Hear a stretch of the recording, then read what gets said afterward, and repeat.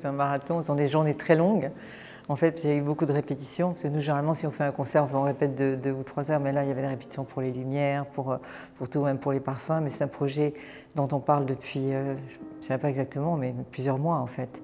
Peut-être un an même, je ne m'en souviens plus. Quand on est arrivé, on a découvert le lustre, c'était extraordinaire, parce que tout ça, c'est un peu vraiment dans notre imagination, parce qu'on parle d'un projet qui n'existe pas, et finalement, voilà, ça s'est passé, la première s'est bien passée, la générale aussi, donc on croise les doigts, et puis on est vraiment dans la musique, et je trouve que ça aide beaucoup, en fait, d'avoir ce lustre, parce que ça apporte une magie, une concentration aussi différente pour nous.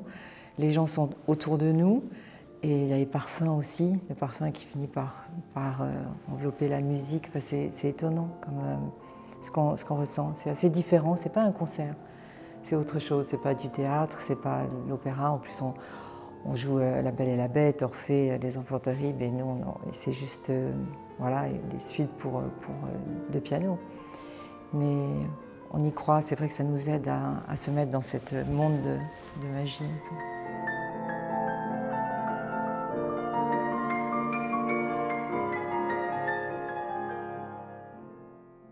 Le projet est né avec Francis Kurkdjian, qui a amené une fois Cyril Teste à un de nos concerts. Et c'était il y a presque 10 ans. Et depuis 10 ans, on dit il faut qu'on fasse quelque chose tous ensemble et qu'on se réunisse et que ce soit un travail d'équipe, que ce ne soit pas un travail en solitaire, en duo, mais juste avec nos lumières normales. Et on a la chance d'avoir sa scénographe qui est merveilleuse, Nina Chalot, d'avoir aussi Mehdi aux lumières qui est un génie. Et voilà, donc c'est un vrai travail d'équipe et on est enveloppé par ces parfums magnifiques. Et Cyril a tout imaginé, c'est sa conception, c'est son idée de comment on peut représenter ces opéras sans chanteur, sans orchestre, sur scène, juste avec 2 pianos.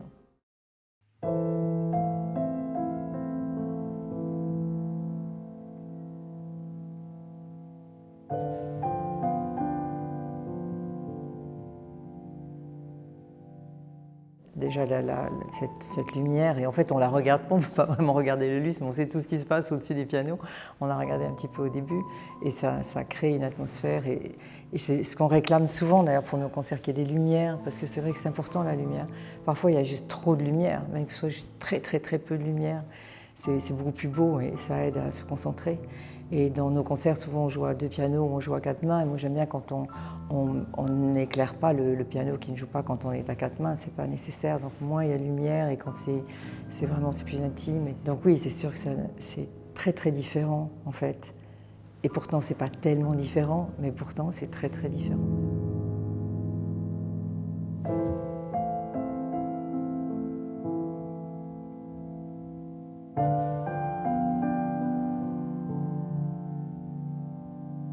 C'est un challenge un peu, hein, parce que voilà, on n'a pas les chanteurs, il n'y a pas d'orchestre, il n'y a pas de texte. Enfin, donc on essaye vraiment de recréer tout ce qu'on peut.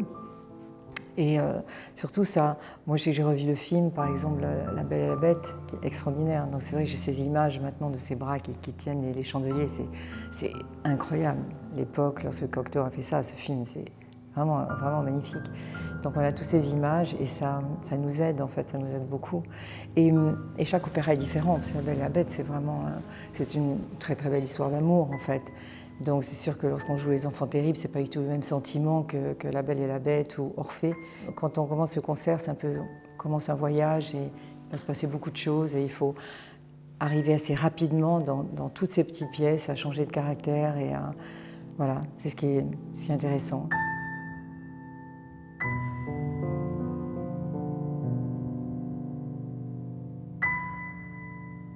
Depuis le début, on a fait beaucoup de musique contemporaine, mais on était autour de Luciano Berio, de Ligeti, de Boulez.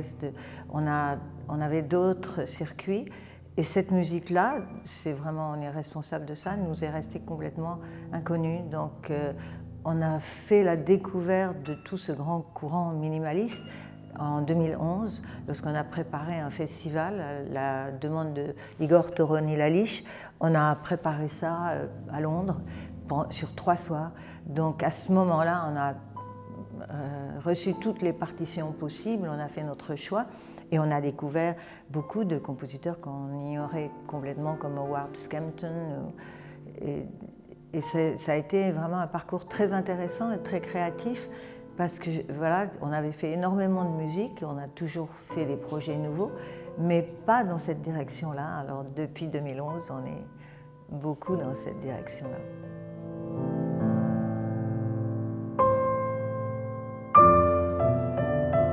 Nous, on a toujours travaillé avec des compositeurs. On a travaillé beaucoup avec Luciano Berio et j'ai remarqué souvent, je dis non mais ça c'est trop rapide ou ça c'est trop long ou ça devrait être comme ça. Mais en fait, on a toujours discuté, il n'y a jamais eu aucun problème. En fait, il barrait et il réécrivait. Oui, c'est vrai, surtout quand on écrit des pièces, ce qui a été le cas de Bryce Dessner, aussi quand il a écrit un concerto pour nous, Nico Mouli. Et c'était un peu un travail à plusieurs et on jouait pour eux et puis on disait ça serait bien comme ça ou comme ça et c'est formidable. Et avec Philippe, c'est exactement ça, quand on a joué le concerto, puis il nous a réécrit, au moins il y avait 4 mesures, on n'avait rien à jouer.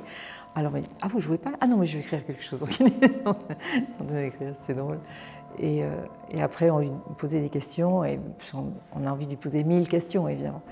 Et il nous disait non mais maintenant voilà cette pièce vous appartient et maintenant c'est sûr d'ailleurs. Et puis après là, ça bouge aussi, c'est-à-dire que depuis qu'on joue sa musique, on ne la joue plus du tout de la même façon, même quand on a commencé en 2011 ou 2015. Et avec le concerto, et ça évolue, on trouve une sorte de liberté, on vit avec, ça se développe en fait, je remarque ça. Mais lui, il est une personne vraiment extraordinaire.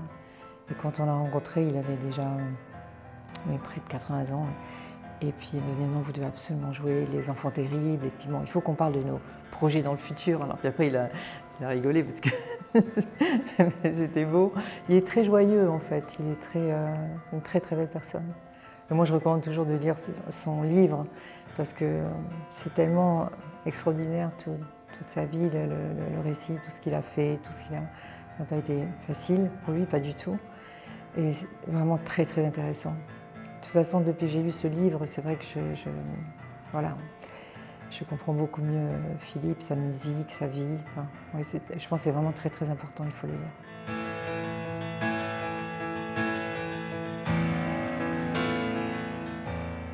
La possibilité de créer des œuvres nouvelles, la possibilité, ça se fait pas, ce n'était pas une chose organisée, c'est-à-dire on a rencontré Bryce Dessner à la création du concerto pour 2 pianos avec Philip Glass à Los Angeles, et Bryce avait plusieurs de ses pièces qui étaient jouées dans le même concert, et ça nous a tellement impressionnés, on a trouvé sa musique si belle qu'on est allé le voir en lui disant « mais vous n'avez pas envie d'écrire quelque chose pour 2 pianos ?» Et il a dit oui, donc on avait de la chance.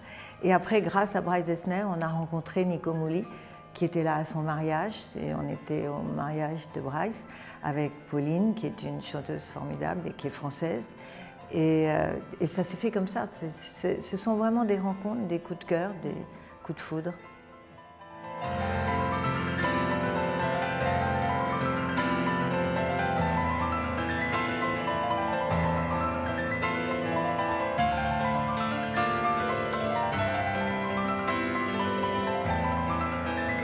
Alors pour l'instant, on n'en sait pas davantage que ça. C'est un projet, on est très honoré qu'il ait envie d'écrire pour cette formation. En même temps, ce n'est pas étonnant parce qu'il a toujours aimé ces genres de combinaisons un peu de piano, de guitare, des claviers. Et on n'a pas encore la partition. Il nous a envoyé 2 très jolies pièces pour 2 pianos solo en attendant et pour qu'on se familiarise. Et effectivement, on n'a pas joué beaucoup de sa musique parce qu'une de ses grandes pièces, c'est Piano Phase, où il faut se décaler. Et on n'arrivait jamais à se décaler, on se remettait tout le temps ensemble. C'était tellement spécial. Moi, je suis arrivée à la jouer avec mon batteur ou avec mon bassiste parce qu'ils jouaient les 4 notes à jouer, ils ne se décalaient pas. Mais entre nous, on a tellement l'habitude de se suivre que forcément, on se remettait ensemble. Donc voilà, c'était l'unique expérience qu'on a eue en duo avec la musique de Steve Reich.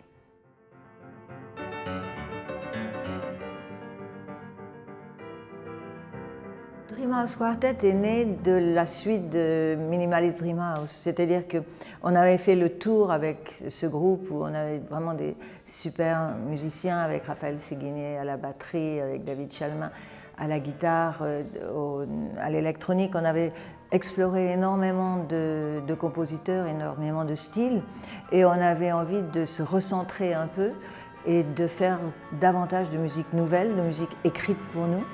Et on a eu de la chance d'avoir Caroline Shaw, David Lang, enfin beaucoup ont écrit pour cette formation. On est dans le milieu de l'enregistrement, on a commencé, on a sorti juste 5 titres, mais on est en train de travailler sur le reste et on espère sortir un double album en octobre si on travaille assez bien.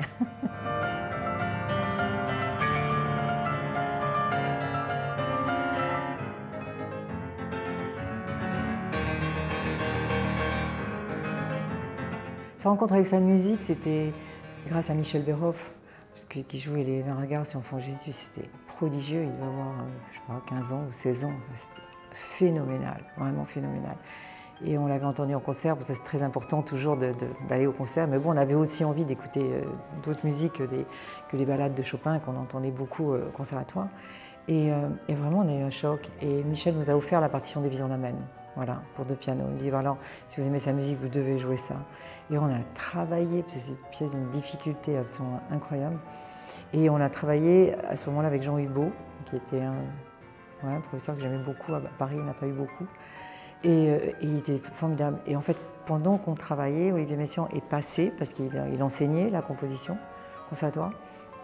Il nous a entendu jouer, donc il a toc toc toc. Et il est rentré, il nous a demandé de jouer pour lui. Et il nous a dit qu'il devait enregistrer Visions d'Amen, mais que lui ne pouvait plus jouer, et que sa femme pouvait. Alors d'abord, en fait, il voulait qu'une des deux joue avec sa femme, et nous, on ne voulait pas, on était toutes jeunes, mais on était déjà déterminés à ne pas se séparer. Et donc on a joué, et puis il nous a proposé de faire le disque, il a été le directeur artistique de l'enregistrement. Donc oui, on a eu beaucoup de chance, parce qu'on a été toutes jeunes. Et on a commencé vraiment, voilà, tout de suite avec lui. Et oui, c'était extraordinaire. Après, on a joué, je me souviens, on accompagnait des ballets à ce moment-là de Félix Blasca, à l'Espace Cardin. Et on a fait un récital. Pierre Cardin nous a laissé la salle pour faire un récital. Et on a joué Bartók et les Visions d'Amen. C'était un beau programme, parce qu'on avait quel âge, 18 ans, 18 et 20 ans. C'est un programme costaud. Et on a commencé comme ça, en fait. Mais c'est vrai, comme disait Katia, c'est pas des choix, c'est vraiment des rencontres, en fait. C'est des pierres comme ça qu'on rencontre pendant notre route. Enfin. Mais maintenant, c'est vrai qu'on ne joue plus les Visions d'Amen.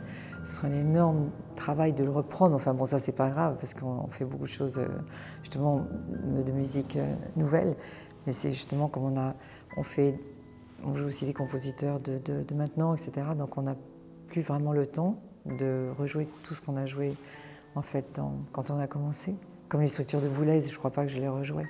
On a joué les 2 cahiers, ça aussi c'était incroyable. Et on les a joués pour Pierre Boulez, on les a joués à Londres, il était là, il était très content, on a travaillé avec lui. C'est pour ça qu'on a toujours eu vraiment un pied dans la musique de notre époque, c'est important.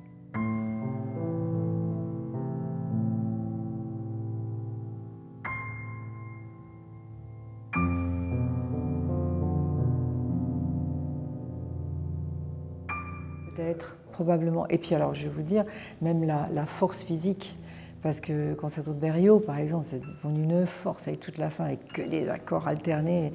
Je ne sais pas si j'aurais la même force aujourd'hui, alors j'avais lorsque j'avais 20 ans, parce que j'ai écouté des bandes un petit peu quand on était avec Luciano et tout, c'était impressionnant. Mais peut-être on le rejouera, on le rejouera peut-être pas, mais c'est pas triste. En tout cas, on l'a joué, on l'a bien joué, on l'a joué beaucoup avec Luciano, et on a eu beaucoup de chance.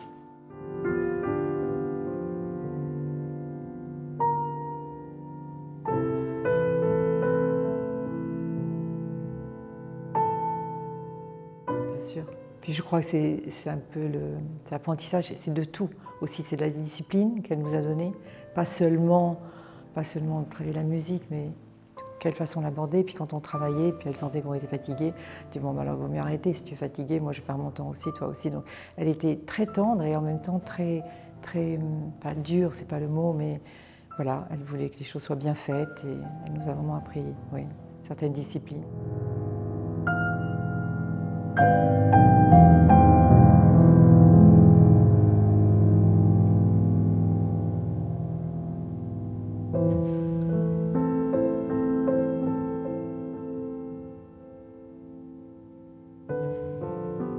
Conscience, non, ça non. Mais c'est vrai que ça peut paraître bizarre, mais c'est grâce à Luciano Berio qu'on a joué Gershwin, par exemple. C'est lorsque Luciano nous a amenés aux États-Unis. Les gens nous ont dit, mais vous ne jouez pas Rhapsody in Blue, nous on ne connaissait même pas Gershwin. On est allé dans les magasins de disques, on a acheté ce qu'on a trouvé, donc on a surtout trouvé Miles Davis, surtout des musiciens de jazz, pas tellement de classiques. Et on a écouté, on a adoré la musique, on a acheté aussi des partitions. À l'époque, il y avait des magasins de disques, il y avait des magasins de percussions, de partitions, ça n'existe plus. Et on a commencé comme ça, mais c'est Luciano qui nous a entraînés aussi vers la musique populaire. Pas Boulez, bien sûr, mais Luciano, oui, Luciano adorait la musique populaire. Donc c'est lui qui nous a entraînés vers d'autres voies. Et Madonna, ça s'est fait comme ça. On s'est rencontrés un jour et elle m'a demandé « Qu'est-ce que tu fais ?» Je lui ai dit « Moi, je joue du piano. » Et comment je peux savoir? Je lui ai dit « T'as qu'à venir à la maison pour nous écouter. » Puis voilà, ça s'est fait comme ça. C'est une femme extrêmement intelligente qui a un sens du mouvement, du show, du spectacle, du moment. Elle veut toujours être dans son époque. Et ça, j'aime bien.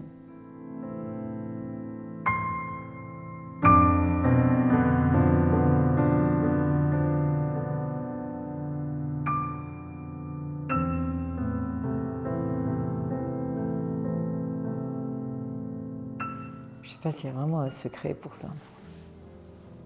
C'est vraiment, je crois que c'est aussi la musique qui nous a rapprochés en fait. C'est le fait aussi de faire des projets différents, de jouer des musiques différentes, de rencontrer des personnes différentes. Il n'y a pas vraiment de secret, je crois que c'est comme pour un couple. Parfois on a des couples qui se séparent, on ne comprend pas, on a l'impression qu'ils étaient vraiment là pour être ensemble toute leur vie. C'est étonnant. Et non, je pense que bien sûr c'est la musique, l'amour qu'on a l'une pour l'autre évidemment.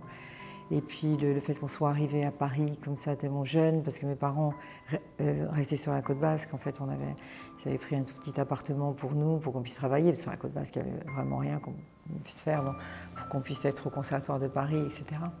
Donc Katia s'occupait de moi parce que elle arrivait à lire les plans de métro. Elle avait 2 ans de plus, c'est pas beaucoup, mais elle s'est vraiment occupée de moi en fait.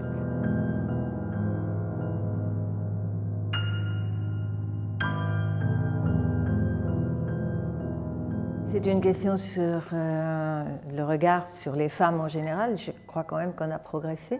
Je crois qu'on a été toutes les deux féministes depuis le début. Et je pense que si on voit d'où on vient, il y a eu MeToo, il y a eu beaucoup de choses qui ont changé aujourd'hui. Et c'est impossible de parler juste d'une condition de musicienne et de ne pas parler d'une condition de femme. Donc oui, je pense qu'au début, c'était un petit peu plus difficile pour 2 femmes indépendantes, seules, de se faire un chemin et de se faire respecter. Enfin, beaucoup de gens ne comprenaient pas ça. Mais heureusement, dans la musique, pour une interprète, c'est plus difficile parce que pour des chanteurs, on a besoin d'une soprano, on a besoin d'une mezzo. Dans l'opéra, on a besoin de rôles féminins. Mais pour des interprètes, pendant des années, ça a été dominé vraiment par les interprètes hommes plus que les femmes. Il y a eu des femmes exceptionnelles, Clara Skil, enfin, il y a Gina Bachar, il y en a eu. Mais en général, c'était beaucoup moins que les hommes. Donc oui, la situation a énormément évolué et aujourd'hui, les femmes ont beaucoup plus leur place dans le monde musical actuel. Oui.